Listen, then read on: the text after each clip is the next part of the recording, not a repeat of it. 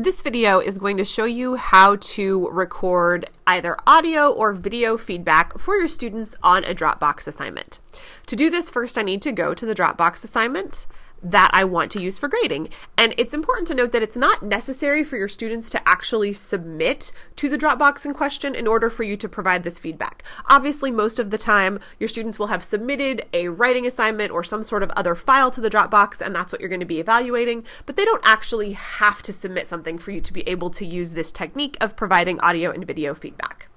All right, I'm here on my Dropbox folders page, and I'm going to go into a specific assignment that I want to grade. Now, scrolling down, I'm going to see a list of files for all the students who have actually submitted something to the Dropbox. But if you'll remember, I mentioned that students do not actually have to submit to the Dropbox in order to get to this feedback. So if I want to see a list of everyone in my course, I go here to this submissions area, and you might note that you may have to click on the Show Search Options link in order to get this to show up. But here under the Submissions drop-down menu, I'm going to click it and select Show Everyone, and then click this little magnifying glass button. And now if I scroll down, I'm going to see a list of all of the students within my course, whether or not they've submitted something to this Dropbox. Now, if I want to provide this feedback for the students, if it's something I haven't graded before, I'm going to click the Evaluate link that corresponds with that particular student's assignment. So in this case, let's go with Test Student and let's click Evaluate. This is going to take me to the Dropbox feedback page. If my students had submitted a file, either an audio file or a text file, that file would appear here in this area, but you'll notice this says no submissions made for this Dropbox folder. That's okay. I can still record my feedback for the student. I'm going to do that over here in this area on the right, and I'm going to scroll down under the feedback box, and you'll notice that there's a button that says Add a File, but there's also a button that says Record Audio and Record Video. And these are the two buttons that I'm going to use if I want to give that multimedia feedback to the students. Let's say I want to record audio. I click this Record Audio button, and it's going to bring up a pop-up window where I can begin recording. Now, the first time that you do this, you may see some sort of little pop-up window that looks like this, and it'll be your Flash Player record settings.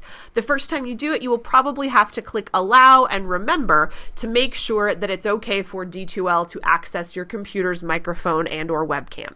If you have multiple microphones that your computer could possibly be using to record this audio, you'll want to click on this little microphone tab right here, and then make sure that the microphone you want to use to record is the one that's selected. In this case, I'm going to go ahead and use my headset microphone. And then once you've got your settings the way you want it, I'm going to hit close. And now I'm ready to record my audio feedback. You'll notice you get just a minute for this feedback. You can record multiple audio files if you want, if you have more than a minute's worth of feedback to give. But in this example, we'll just do a very short audio example. I'm going to click this record button. It's the one with the red dot. And now this is me recording some feedback. I would be commenting on various elements of the student's assignment, following all of those best practices for feedback, along with giving them some advice for next time.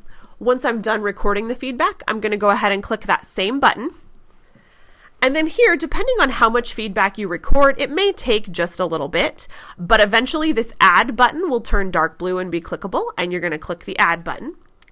And then you'll notice that there's been a little file that's been added right there. Now it's going to be the same process if I want to record video, so let's just show you how that works as well. I'm going to click Record Video. Again, I may have to tweak with my Flash settings in order to get this video to show up. It may look something like this the first time that you do it, and in this case you'd have to select your webcam from the camera list if it wasn't already selected. But it looks like everything is the way that I need it. So I'm going to make sure it says allow, and I'm going to say close, and I can see myself. Again, I'll record a very brief video. On the video feedback, I actually have 5 minutes, so you can have a little bit of a longer conversation if you're using the video feedback. But we'll say I just needed a few seconds. I'm going to click stop. Again, it might take just a minute, and then you'll have the option to add. You do have to give your video a title if you're doing a video feedback session. So in this case, you might want to title it with the name of the assignment and the name of the student. Basically, this title is just for you. Your students aren't going to see it, so it's just some way for you to keep track of what you recorded.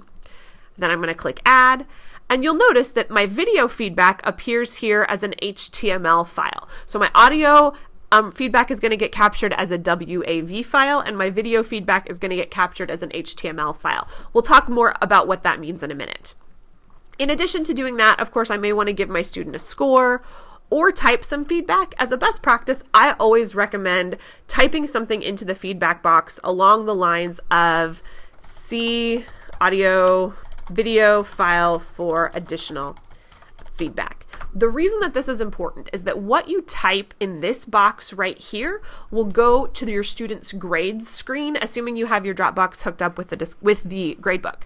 If you don't type something there, your students, if they're used to primarily seeing their feedback on their grade screen, they're not going to have any way of knowing that there are any other feedback files available to them. So anytime that I'm doing audio or video feedback for my students, I just write a sentence like this: "see audio video file for additional feedback." I copy that onto my computer's clipboard, and then for each subsequent student, I can just paste that text there. So then I have that note that tells them to go to that more detailed feedback. You can also use this kind of feedback in conjunction with rubrics and other sorts of feedback that you might be using. But the great thing about the audio and video feedback is it will save you some time that you might normally spend typing up some detailed comments. So once you've got the feedback the way you want it, you're going to go ahead and click Publish. And then you'll notice that your files are saved here, as well as the grade.